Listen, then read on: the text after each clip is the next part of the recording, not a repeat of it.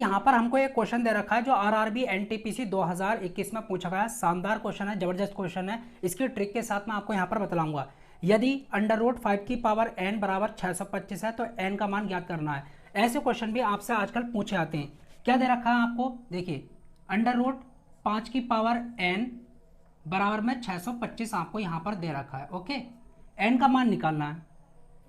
n का मान निकालने के लिए आधार एक जैसे करने पड़ेंगे, तो 5 की घात n/2। अब आप बोलेंगे ये बटे में 2 कहाँ से आ गया। स्क्वायर रूट की जो वैल्यू होती है वो 1/2 होती है, इसलिए n/2 लिख दिया। ओके, 625 को क्या मैं 5 की पावर 4 लिख सकता हूँ? बिल्कुल लिख सकता हूँ, क्योंकि 5 की पावर 4 का मतलब है 5 गुणा 5 गुणा 5 गुणा 5। इस तरीके से गुणा करोगे तो 625 आ जाएगा। आधार कैसे हो गए? एक जैसे हो गए। अगर आधार बराबर हो जाते हैं इक्वल में तो घातों की आपस में तुलना हो जाती है, तो n/2 बराबर हो जाएगा किसके? 4 के। 2 की गुणा 4 से करोगे तो n = 4 गुणा 2 बराबर में कितना आया आपका? 8। तो देखिए ऑप्शन जो है आपका सी बिल्कुल राइट जाता। तो इस तरीके से कर लेते हैं, ज़्यादा कुछ नहीं था। चलिए अगला क्वेश्चन करते हैं। बेहतरीन क्वेश्चन है, आपसे आरआरबी ग्रुप डी 2018 में पूछा गया है। क्वेश्चन क्या कहता है? क्या कहता है क्वेश्चन? यदि आयत की लंबाई 15% बढ़ जाती है और चौड़ाई 20% तक घट जाती है तो आयत के क्षेत्रफल में प्रतिशत परिवर्तन ज्ञात करना है। कैसे करेंगे? सभी को पता होगा जो आयत का क्षेत्रफल होता है, एरिया होता है, वो लंबाई गुणा चौड़ाई होता है। इस तरीके से लिख सकते हैं। ओके, अब यहाँ पर आपको लंबे तरीके से करने की बिल्कुल ज़रूरत नहीं है। एक शानदार मैं आपको यहाँ पर ट्रिक बता देता हूँ कैसे करना होगा। यहाँ पर एक फॉर्मूला होता है इसके लिए, अगर वृद्धि और कमी हो रही हो तो a - b माइनस a गुणा b डिवाइड में 100 लिख दो बस। ओके, लंबाई में 15% की वृद्धि हो रही है, यहाँ पर लिख दिया। ओके, चौड़ाई में 20% की कमी हो रही है, यहाँ पर लिख दिया 15 गुणा 20 और डिवाइड में 100। इस तरीके से यहाँ से कितना मिलेगा? -5। ओके, माइनस 0 से 0 कट गया, 2 पंजे 10 और 5 दिया 15, तो यहाँ से माइनस का 3, ये कितना हुआ? -8। माइनस साइन इंडिकेट करता है कि कमी हो रही है, क्षेत्रफल में क्या हो रही है? कमी हो रही है। ओके, 8% की क्षेत्रफल में कमी हो रही है। तो कौन सा ऑप्शन आपका सही जाता है?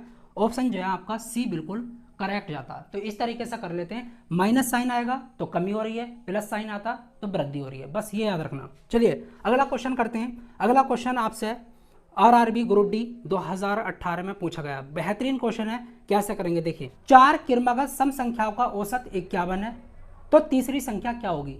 ऐसे क्वेश्चन बहुत ज़्यादा पूछे आ रहे हैं हर एक एग्जाम में। कैसे करेंगे देखिए, इसको समझाने से पहले मैं आपको यहाँ पर जो है एक ट्रिक बतला देता हूँ, बेसिक बतला देता हूँ। देखिए अगर मेरे पास 4 इवन नंबर है, 2, 4, 6, 8, इनका जो औसत होगा, इनके जो बीच में नंबर होगा वही इनका औसत होगा। लेकिन यहाँ पर तो कोई भी बीच में नंबर नहीं है, क्या है? 5, ये औसत है। इस तरीके से अब आप कहेंगे कैसे? अगर इनको जोड़ो, 2 4 कितना हो गया? 6, 6 6 12, 12 और 8 कितना हो गया? 20। औसत निकालने के लिए संख्याओं का सम और कितनी संख्याएं उससे डिवाइड कर दो 4 से। तो देखिए इस तरीके से भी यहाँ पर निकल कर आ गया। कोई और भी नंबर ले लो, जैसे कि मैंने लिया इस तरीके से 4 ले लिया, 6 ले लिया, 8 ले लिया और 10। इनको जोड़ो, 10 और 8 18, 18 और 10 28। ओके, इस तरीके से, और 4 से डिवाइड करोगे तो इनका औसत क्या आया? 7 आया, क्योंकि यहाँ पर क्या बीच में? 7 है। इस तरीके से अब बात आती है, यहाँ पर हमको औसत दे रखा है 51, तो क्या मैं 51 को इस तरीके से लिख सकता हूँ? बिल्कुल लिख लो, 1 2 यहाँ पर इस तरीके से। ठीक है, इसके पहले सम संख्या क्या होगी? 50 होगी। इससे पहले क्या होगी? 48 होगी। इसके बाद क्या होगी? सम संख्या 52 होगी। ओके, इसके बाद क्या होगी? 54 होगी। इस तरीके से आपसे तीसरी संख्या पूछी है, तो पहली ये, दूसरी ये और तीसरी ये है, क्योंकि ये तो औसत है। तो इस तरीके से हमारा जो है आंसर मिल जाता है। तो तीसरी संख्या क्या होगी? आपकी 52 होगी। ऑप्शन ए जो है आपका बिल्कुल करेक्ट है। बतलाइए, अगर आपको समझ नहीं आया हो तो कमेंट बॉक्स में लिख दीजिएगा, मैं आपको फिर से समझा दूंगा। चलिए अगला क्वेश्चन आपसे आरआरबी एनटीपीसी 2020 में पूछा गया। जबरदस्त क्वेश्चन है, शानदार क्वेश्चन है, ऐसे क्वेश्चन पूछे आते हैं। 36.1 डिवाइड 102.4 का वर्गमूल क्या होगा? अगर आपको समझ आ गया हो तो आप भी करिएगा, मैं भी करता हूं। देखिए ऐसे क्वेश्चन भी पूछे आते हैं। 36.1 नीचे दे रखा है 102.4। ठीक है, इसका वर्गमूल निकालना, पॉइंट से पॉइंट उड़ा दो, खत्म। 361 और 1024, इसका क्या निकालना? वर्गमूल निकालना। ये 361 के जो फैक्टर होते हैं वो क्या होते हैं, 19 गुणा 19, ओके। और 1024 के 2 गुणा 2 गुणा 2 गुणा, कितनी बार लिखना पड़ेगा, 10 बार। 10 बार लिखोगे, कितनी बार, 10 बार लिखोगे 2 को। तो देखिए स्क्वायर रूट के अंदर अगर जोड़ा होता है तो एक नंबर बाहर आ जाता है, तो यहाँ से 19 बाहर आएगा, यहाँ से कितने 2 बाहर आएंगे, 5, 1 2 3 4 और 5, ये कितना हुआ 19/32, ये आपका राइट आंसर है। चलिए कौन सा ऑप्शन है, ऑप्शन बी जो है आपका बिल्कुल करेक्ट है। बताइए इसमें क्या था, ऐसे ऐसे क्वेश्चन भी आपसे पूछे जाते हैं। चलिए अगला क्वेश्चन आपसे क्या कहता है, आरआरबी एनटीपीसी 2016 में भी पूछा गया है और ग्रुप डी 2013 में भी पूछा गया है। यदि P713, 11 से विभाजित है, पूरी तरीके से ये नंबर जो है 11 से विभाजित है, तो सबसे छोटी प्राकृतिक संख्या P का मान ज्ञात कीजिए। मतलब P के प्लेस पर कौन सा नंबर रखूँ सबसे छोटा ऑप्शन में से कि ये 11 से पूरी तरीके से डिवाइड हो जाए। अब यहाँ पर आपको नंबर क्या दे रखा है, P713। 11 से डिवाइड का क्या नियम है, ये नियम है जो इवन प्लेस पर नंबर है उनका सम, ठीक है, जो इवन प्लेस पर नंबर है उनका सम, ठीक है, प्लस माइनस जो ओड प्लेस पर नंबर हैं उनका सम। इस तरीके से अगर इनका डिफरेंस 0 आ जाए या फिर 11 का मल्टीपल आ जाए तो वो 11 से नंबर डिवाइड होगा, मतलब कि ये नंबर 11 से डिवाइड होगा। चलिए इवन प्लेस पर कौन कौन से हैं, 7 और 3, तो 7 + 3, इस तरीके से, ओके भाई, ये 2 पर है और ये 4 पर है, इस तरीके से। ओड प्लेस पर कौन है, P+1, ये। अब देखिए आपके पास ऑप्शन में भी एक तरीका है, P की वैल्यू 9 रखो तो 7 और 3 10 होता है, 9 और 1 10 होता है, 10 में से 10 गया 0, तो देखिए हमको ऑप्शन में मिल गया। लेकिन इस तरीके से भी निकाल सकते हैं, यहाँ पर बराबर में 0 मान लो तो भी P की वैल्यू निकाल सकते हो। यहाँ पर कितना हो गया, 10 माइनस P-1, ब्रैकेट खोलोगे तो माइनस हो जाएगा 0, इसको इधर लेकर आओगे -P-1 इज इक्वल टू -10, इसको इधर लेकर आओगे -P इज इक्वल टू -10 + 1, इस तरीके से -P is equal to -9, minus से माइनस गया, P की वैल्यू कितनी आ गई आपकी 9। तो इस तरीके से अगर यहाँ पर 9 रखोगे तो ये नंबर 11 से पूरी तरीके से डिवाइड हो जाएगा। ऑप्शन आपका डी जो है बिल्कुल करेक्ट जाता। बताइए क्या था इस क्वेश्चन में, कुछ भी नहीं, या तो 0 आ जाए या फिर 11 का मल्टीपल आ जाए, तो वो नंबर जो है पूरी तरीके से 11 से डिवाइड होगा। देखिए अगला क्वेश्चन आपसे क्या कहता है, आरआरबी एनटीपीसी 2016 में पूछा गया है। बेहतरीन क्वेश्चन है, लाजवाब क्वेश्चन है, ऐसे क्वेश्चन पूछे जाते हैं। 3 संख्याएं क्रम से 4:5:6 के अनुपात में है, ठीक है, और उनका औसत 25 है। सबसे बड़ी संख्या आपको ज्ञात करनी है। कैसे करेंगे, यहाँ पर मैं आपको पहले बेसिक बता देता हूँ। देखिए आपको 3 लगातार संख्याओं का औसत दे रखा है 4:5:6, ठीक है। चाहे तो आपको लगातार संख्याएं अनुपात के रूप में दे रखी हूँ या फिर नॉर्मल तरीके से दे रखी हूँ।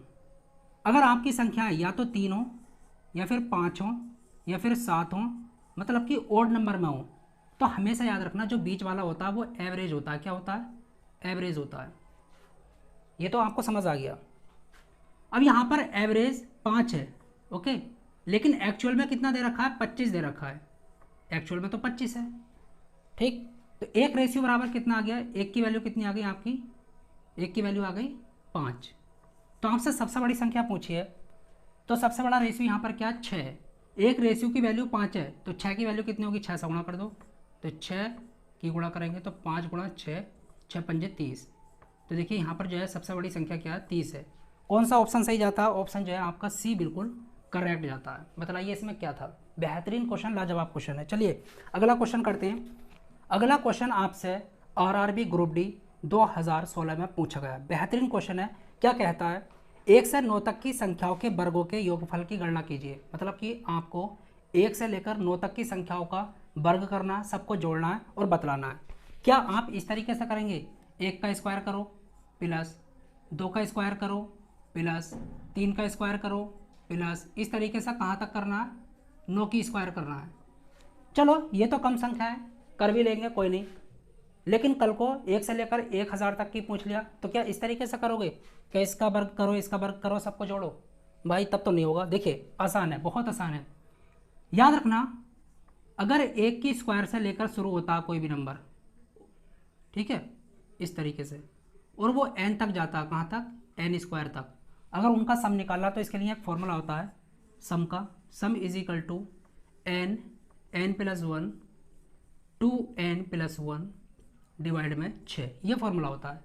n की वैल्यू क्या होती है, जो लास्ट में नंबर होता है, ठीक है, 9, तो 9 9 और 1 10, 9 दूनी 18, 18 और 1 19 और डिवाइड में कितना 6, 3 दूनी 6, 3 तिया 9, 2 पंजे 10, 5 तिया 15, ठीक है, 15 गुणा यहाँ पर 19, इसकी गुणा करोगे तो कितना आ जाएगा, ऑप्शन से लगा रहा हूँ, ठीक है, यहाँ पर 285 आपका आ जाएगा।